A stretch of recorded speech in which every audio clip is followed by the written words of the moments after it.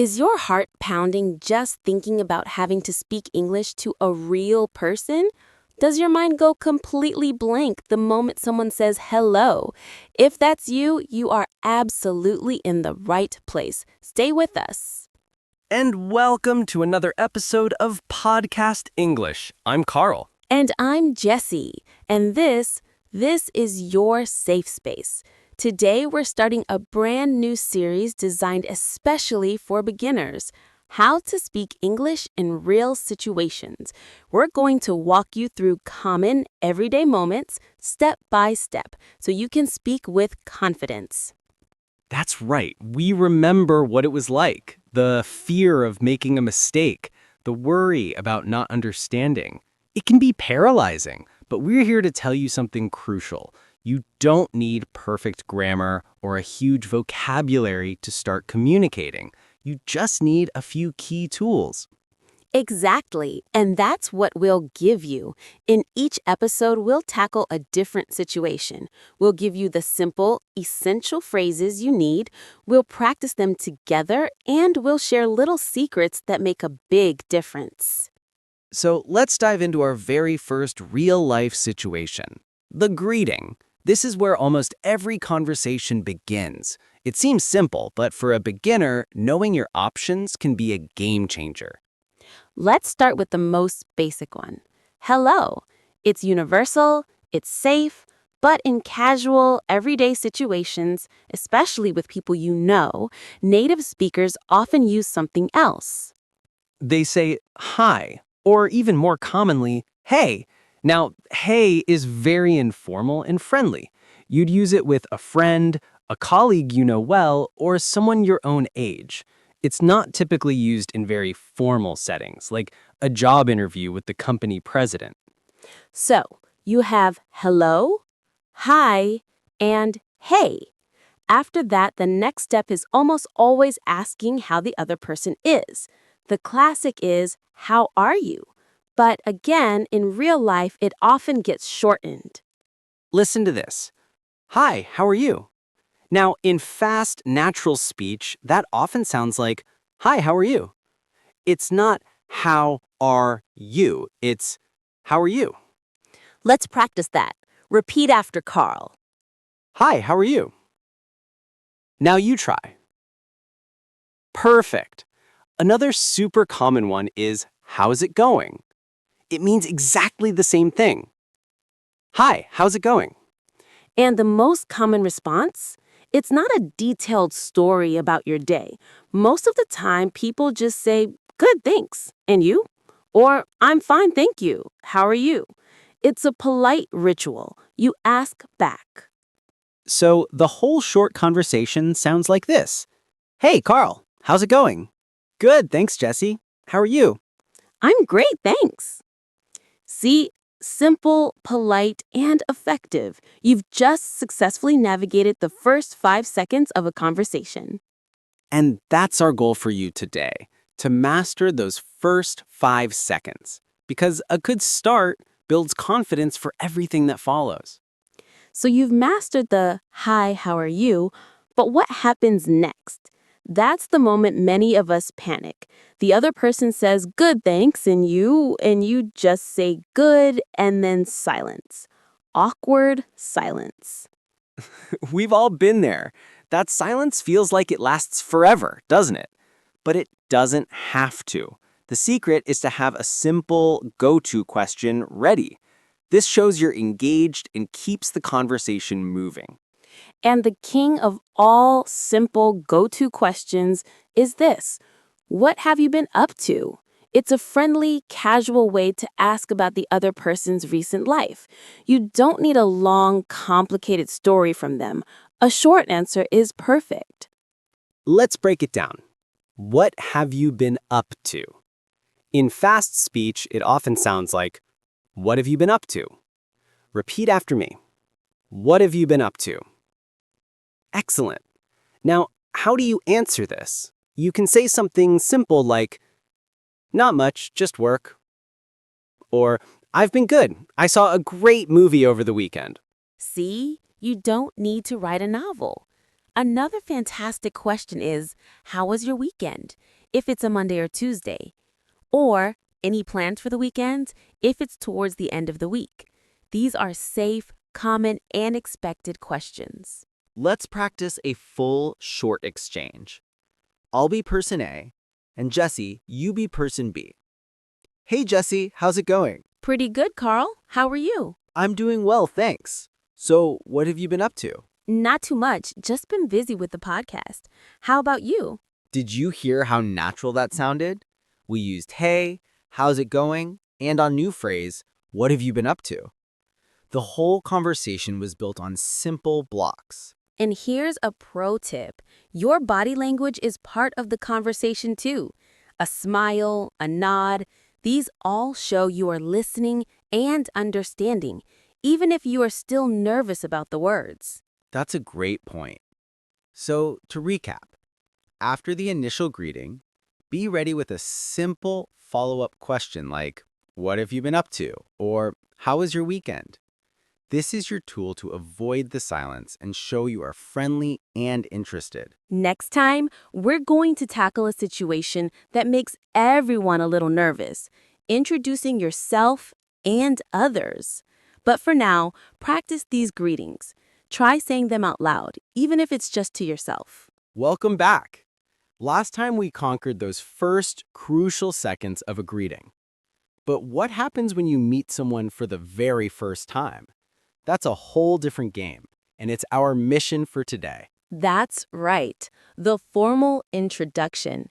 This is where you go from being strangers to acquaintances, and it all starts with one of the most powerful phrases in any language, your name. The simplest and most common way to introduce yourself is, of course, hello, I'm Jessy, or hi, my name's Carl. But let's listen to how native speakers often see it in a more connected, fluid way. It's not, my name is Carl, it's my name's Carl. Yes, we use the contraction, my name's. It sounds much more natural. So repeat after me. Hello, my name's Carl. Great. Now, after you say your name, the other person will almost always respond with, it's nice to meet you, or the slightly more formal, it's a pleasure to meet you. And your response to that is key. You must say it back. It's nice to meet you too. That too is very important. It shows reciprocity. Let's practice that exchange. Hi, my name's Carl. It's nice to meet you, Jessy. I'm Carl. It's nice to meet you too, Carl. Perfect. Now, what if you're with a friend and you need to introduce them to someone new? This is a common situation that can cause anxiety, but the structure is very helpful. You can say, Carl, this is my friend Anna. Then turn to Anna and say, Anna, this is Carl. And then you let them speak. They will likely follow the script we just practiced. Anna will say, hi, Carl, it's nice to meet you. And Carl, you would say, it's nice to meet you too, Anna. See, you are the facilitator and you've created a smooth social interaction. Here's a pro tip. If you forget the person's name right after they say it, don't panic. It happens to everyone.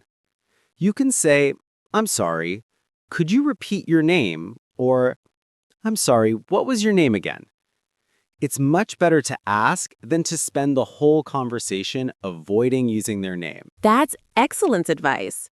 So to sum up, for introductions, use my name's and always respond with, it's nice to meet you too.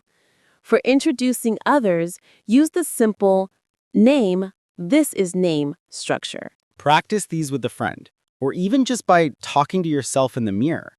The goal is to make the phrases feel automatic, so when the real situation happens, you're ready.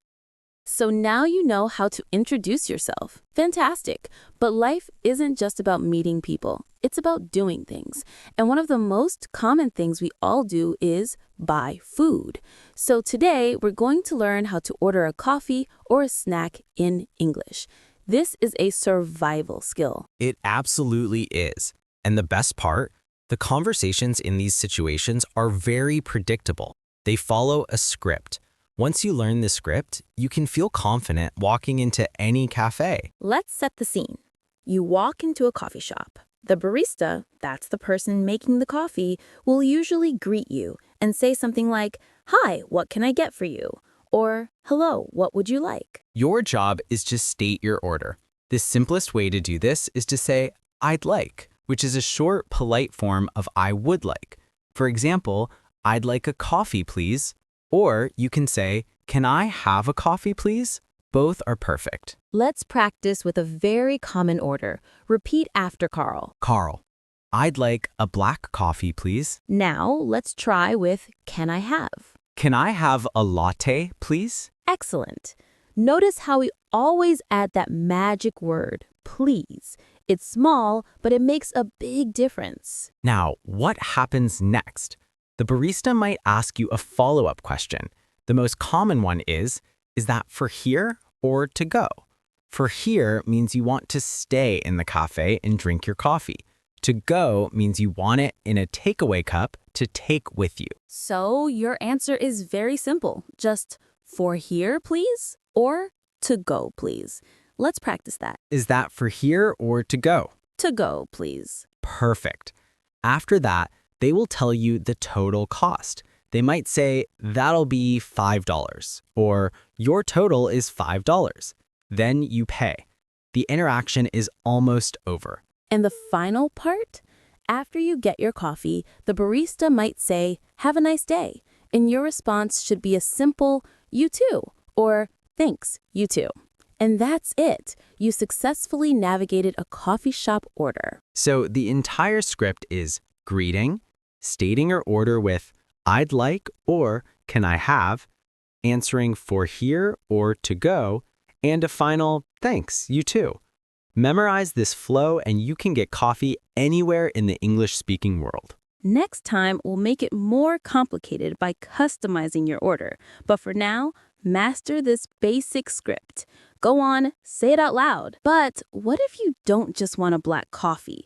What if you want a little less sugar or maybe some oat milk? That's where we level up our skills. That's right. Customizing your order is how you make it truly yours. And it's not as hard as it seems. It all comes down to a few key phrases. The most useful one is probably "Can I get?" You can use this to add anything to your order. For example, let's build on our basic order. "I'd like a coffee, please." Now, let's add milk, but not just any milk. Maybe you want oat milk. So you say, "I'd like a coffee with oat milk, please." Or you can use Carl's phrase, "Can I get a coffee with oat milk?" Exactly. Now, let's talk about size. In many places, you'll have small, medium, and large. But in some coffee shops, they use Italian terms, tall, grande, venti. Don't let that scare you. You can always just point and say, "Can I get the medium size, please?" And what about sugar? If you want 1 spoon of sugar, you say, "With 1 sugar, please." If you don't want any sugar, you say, "With no sugar, please." Or for a more general request, you can say, "Can I get that with less ice?" Or "Can I get that with extra whipped cream?" Let's practice a more complex order. I'll be the customer. "Hi, can I get a large latte with oat milk and 1 sugar, please?" Sure. Anything else? No, that's all. Thanks. Did you hear how he used "can I get" to specify the size, the type of milk, and the sugar? It was all one smooth sentence. You don't have to say it all perfectly. Even if you say, "Large latte, oat milk, 1 sugar, please," it will be perfectly understood. Here's a pro tip. If you're not sure how to pronounce something on the menu, like cappuccino or macchiato, just point to it and say, "Can I get this one, please?" It's a completely normal thing to do, even for native speakers. So now your toolkit is bigger. You can state your basic order and customize it using "with" for additions and "can I get" for specific requests. This is how you go from just getting a coffee to getting exactly the coffee you want. Practice building your own dream coffee order out loud. Mix and match the sizes, the milks, and the sweeteners. The more you practice, the more natural it will feel when you're at the counter. Okay, we've conquered the coffee shop, but now let's get hungry. Let's talk about a bigger challenge, ordering food at a restaurant. This can feel intimidating because the menu has so many words, but I promise you, the conversation with the server is just another script. It really is. And the first thing that will happen after you're seated is that a server will come to your table and say, "Can I start you off with something to drink?" Or, "What can I get you for drink?" This is your cue to order your beverages, just like we practiced in the cafe. So you can say, "I'd like a water, please," or "Can I get a Coke, please?" After that, the server will often say, "Are you ready to order food, or do you need a few more minutes?" This is a very important question. If you need more time to look at the menu, your answer is simple. "We need a few more minutes, please." This is a completely acceptable and expected response. Don't feel pressured to order before you're ready. But when you are ready, the server will ask, "What can I get for you?" or "What would you like?" Now, to order your food, you can use the same structure we learned. "I'd like the cheeseburger, please," or "Can I have the pasta, please?" Let's practice a full sequence. I'll be the server and Jesse, you be the customer. Hi, what can I get you for drink? "I'd like a lemonade, please." Okay. Are you ready to order food? "Yes, I am. Can I have the chicken salad, please?" Sure, that comes with soup or fries. Which would you prefer? "I'll have the soup, please." Did you hear that last part? The server gave me a choice. My answer was, "I'll have the soup, please." "I'll have" is another fantastic and very natural way to state your choice. Exactly. So now you have three options: "I'd like," "Can I have," and "I'll have." They are all perfect for ordering. The key is to listen for the server's questions and respond with one of these phrases plus the name of the item you want from the menu. And if you don't know how to pronounce something on the menu, remember our trick from the coffee shop? You can point and say, "I'd like this, please." It works just as well in a restaurant. So to recap, start with drinks, ask for more time if you need it, and use "I'd like," "Can I have," or "I'll have" to order your food. You've got this. So you've ordered your food, you've enjoyed a delicious meal. Wonderful. But the interaction isn't over yet. There's one more very important step: asking for the bill and paying. This is another moment that can cause anxiety, but it doesn't have to. That's right. In many countries, unlike some places, the server will almost never bring the bill to your table until you ask for it. They don't want to seem like they are rushing you out, so it is your responsibility to ask. So how do we do that? The most common and simple way is to just make eye contact with your server, and when they come over, say, "Check, please." The word check here means the bill. You can also say, "Can we get the bill, please?" Both are perfectly correct. Let's practice that. Repeat after me. Check, please. Now, can we get the bill, please? Excellent. Sometimes, if you can't easily get the server's attention, a small, polite wave of the hand is okay. They're used to it. Now the server will bring the bill, usually in a small folder or on a tray. They might place it on the table and say, "I'll take this whenever you're ready." This means you can put your payment method inside the folder and they will pick it up later. When you're ready to pay, you have two main options: cash or card. If you're paying with cash, you can just put the money inside the folder. If you're paying with a card, you place your card inside.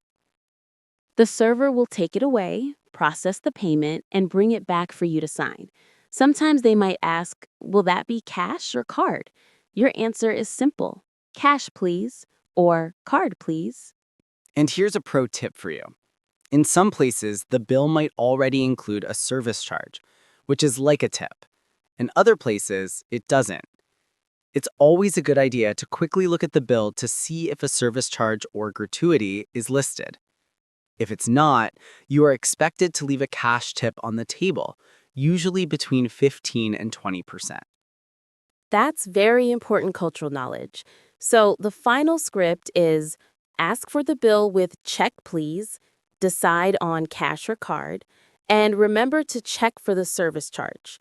You are now a pro at the full restaurant experience. From greeting to paying, you have all the pieces. Next time, we're moving to a completely new situation, asking for directions. But for now, practice saying check please with confidence. And that, my friends, brings us to the end of this very first episode of our new series. Can you believe how much you've learned? From a simple hello to ordering a custom coffee and confidently asking for the bill at a restaurant. You have all the essential tools for those first real-world interactions. You absolutely do. Remember, the goal was never perfection. The goal was communication. And you are now equipped to start those communications. We started small with greetings, and we built up step by step. That's the best way to learn. We want you to practice. Say these phrases out loud when you're alone. Imagine the scenarios in your head. This repetition builds muscle memory, so when the real moment comes, the words will be ready for you. And we want to hear from you. What real-life situation would you like us to cover next? Going to the supermarket? Making a phone call? Telling someone about your hobby? Let us know. A huge thank you for spending your time with us today. Learning a new language is a journey, a brave and beautiful one, and we are so honored to be a small part of your journey. You can do this. Be brave, be kind to yourself, and speak. From all of us at Podcast English, this is Carl. And Jessy, signing off. Until next time.